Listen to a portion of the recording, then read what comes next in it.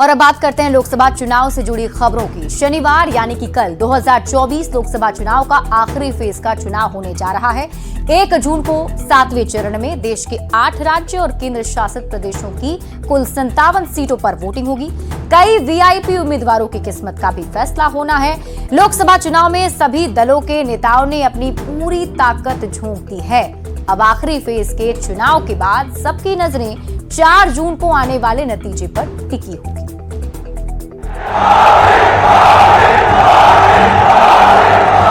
India गठबंधन जिंदाबाद। लोकसभा चुनाव 2024 अपने आखिरी दौर में पहुंच चुका है। शनिवार को 7वें दौर में केंद्र शासित प्रदेश चंडीगढ़ और 7 राज्यों की 57 सीट पर मतदान होगा। इसमें कुल 904 उम्मीदवार मैदान में हैं। बिहार की 8 लोकसभा सीट पर 134 उम्मीदवार, तो झारखंड की 3 लोकसभा सीट पर 52 उम्मीदवार मैदान में। आखिरी फेज में बिहार की 8 लोकसभा सीट पर वोटिंग होगी। इनमें पाटलिपुत्र, पटना साहिब, आरा, बक्सर, सासाराम, काराकाट, जहानाबाद और नालंदा शामिल हैं। तो झारखंड की भी 3 सीट दुमका, गोड्डा और राजमहल सीट शामिल है। आखिरी फेज में बिहार में एनडीए की सबसे बड़ी चुनौती स्ट्राइक रेट बनाए रखने की होगी। पिछली बार 8 सीट पर एनडीए को जीत मिली थी। आरके सिंह, रविशंकर प्रसाद, रामकृपाल यादव के भाग्य का फैसला होगा। तो मीसा भारती, उपेंद्र कुशवाहा और पवन सिंह की प्रतिष्ठा भी इस बार दांव पर है। बात यदि झारखंड की करें तो संथाल इलाके के दंगल में दुमका सीट पर बीजेपी की सीता सोरेन और नलिन सोरेन, गोड्डा में बीजेपी के निशिकांत दुबे और कांग्रेस के प्रदीप यादव के साथ ही राजमहल सीट पर बीजेपी के ताला मरांडी और जेएमएम के विजय हांसदा के बीच सीधी टक्कर है। आखिरी फेज के चुनाव के बाद सभी की नजर 4 जून को आने वाले नतीजे पर टिकी होगी, जब सभी फेज की सीट पर हुए चुनाव का रिजल्ट सामने आएगा। Bureau report, news 18। और काराकाट में कल वोटिंग होनी है। काराकाट में एनडीए के उम्मीदवार उपेंद्र कुशवाहा की टक्कर इंडिया अलायंस के राजाराम सिंह और निर्दलीय चुनावी मैदान में उतरे पवन सिंह से है।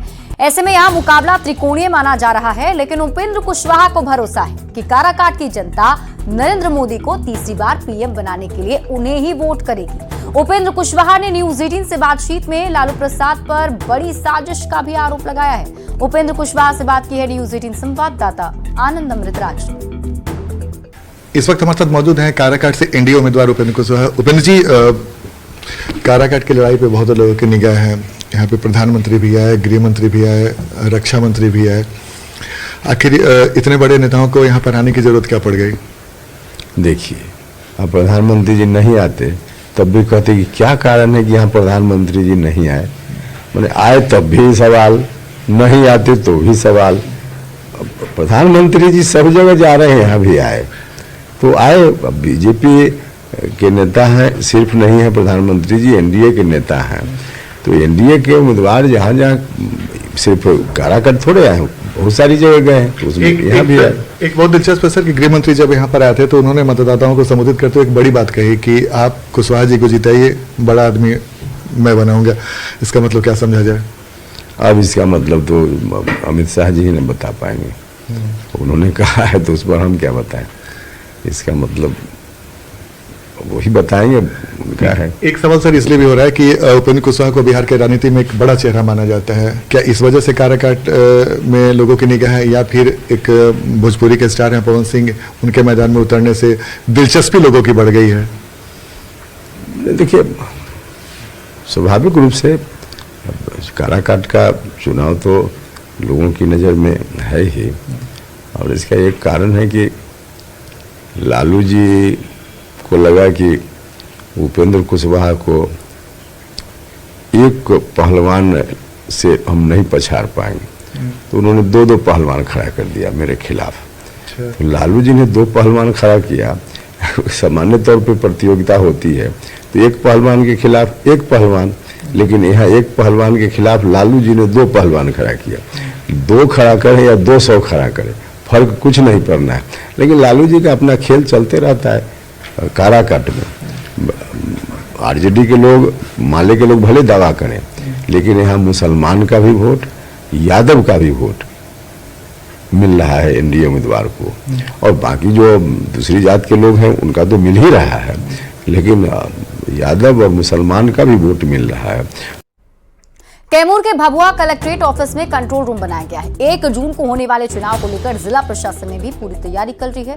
कंट्रोल रूम के जरिए जिले के 3 विधानसभा पर नजर रखी जा सकेगी। साथ ही चुनाव से जुड़ी हर समस्या का समाधान करने के लिए कंट्रोल रूम बनाया गया है, जिससे निष्पक्ष और शांति ढंग से वोट कराया जा सके।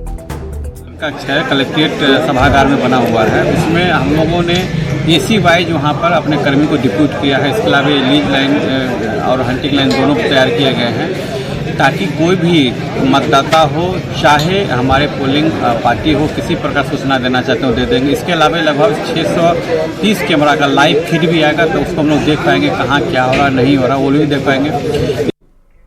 लोकसभा चुनाव में वोट प्रतिशत बढ़ाने के लिए प्रशासन की तरफ से कई पहल की जा रही है। कई संस्थाओं ने भी इसमें अपनी भागीदारी निभाने का ऐलान किया है। कई दुकानों में वोट डालकर आने वाले लोगों के लिए मिठाइयों के रेट में छूट दी गई है, तो वहीं कुछ सिनेमा घर वोट डालकर आने वाले वोटरों को टिकट में 50% छूट देने की घोषणा की है। जायजा लिया है न्यूज 18 संवाददाता रवि एस नारायण ने। राजधानी पटना में वोट परसेंटेज बढ़ाने को लेकर कई बड़े कदम उठाए गए हैं। कहीं पे रेस्टोरेंट में छूट दी जा रही है, कहीं मिठाइयों के दुकान पे डिस्काउंट दिया जा रहा है। वहीं पे सिनेमा घरों ने भी एक बड़ी पहल करते हुए ये फैसला लिया है कि जो भी कल 1 तारीख को वोट डालकर अपने अंगूठे का निशान जो है उंगली पर अगर दिखाता है, तो उसे 50% की छूट टिकट पे दी जाएगी। और ऐसे ही है, हम सिनेमा हॉल पहुंचे हैं और जायजा लेने की कोशिश करते हैं कि ये जो तरीके अपनाए गए हैं वोटिंग परसेंटेज बढ़ाने को लेकर, वो कितने बेहतर हैं। सहभागिता से यदि वोट परसेंटेज बचता है तो हम लोग के लिए खुशी है।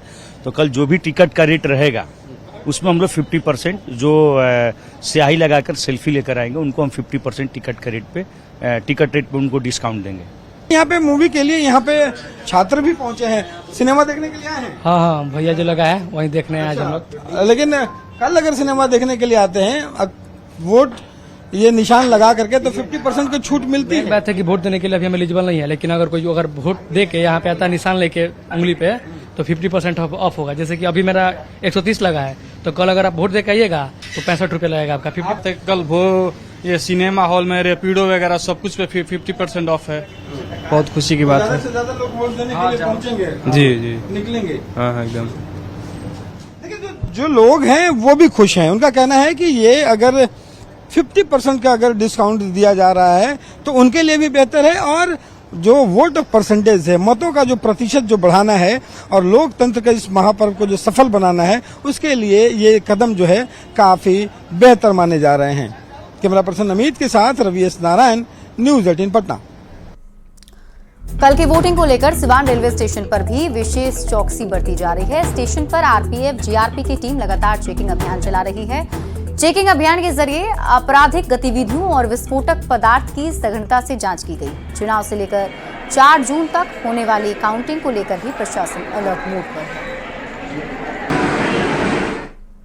और यहां रुकने एक छोटे से ब्रेक के लिए जल्द लौटते हैं वापस।